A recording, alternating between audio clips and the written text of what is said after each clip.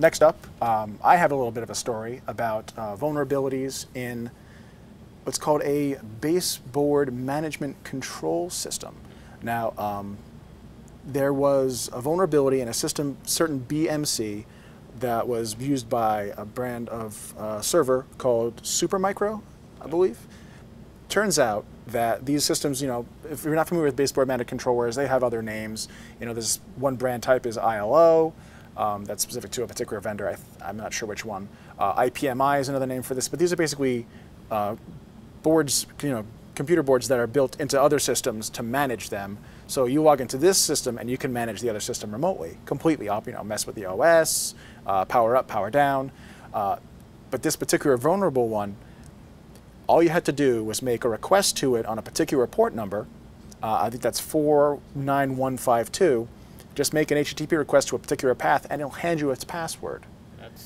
That's pretty scary. That's fairly scary. Yeah, so I know from what I've heard that Supermicro actually has a patch out for this, but this is one of those classic cases where you've got a system, it hasn't been patched for one reason or the other. And so I believe the Shodan project actually released some notes and numbers about exactly how many of these they found just on the open internet. They scanned that one port and they tried the path that they wanted, that's specific to this vulnerability, and they found it.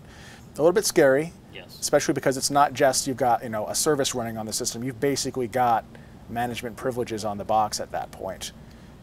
I wonder where the security engineering team was on that one, or the security testing team was on that one, right? Right. Basically, you have the box, right? You have the piece of hardware in your hands, essentially.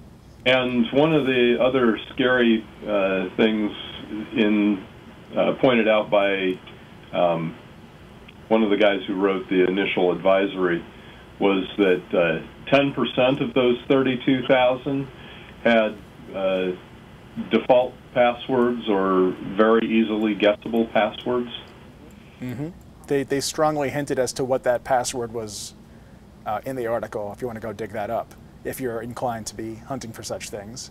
But yeah, it seems like that it's a combination of oversight in the security design of the system and oversight in the administrator's side as well, who is responsible for changing that password when it comes out of the box to them. So, in general, this is one of those things that crops up every once in a while, and let's hope that it gets fixed fairly fast.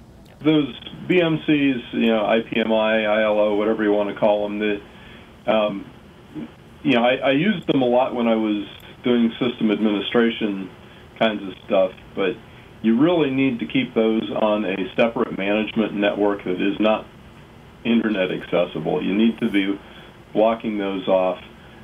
Those aren't necessarily always the easiest things to patch, but when the patches come out, they need to be applied to those as well as, just like you apply OS patches, servers running on the box. No, I've heard in some cases that some vendors actually implement it so that the same hardware NIC card serves as both the main board's NIC card and the ILO or IPMI device NIC, in which case it probably is a little trickier to isolate those two functions. You probably have to have some sort of tricky firewalling set up in order to get that to work the way you want it to and not be exposing both virtual or both, logical interfaces to the outside. Yeah, I've never used one like that. The ones I've used always were a separate Ethernet port.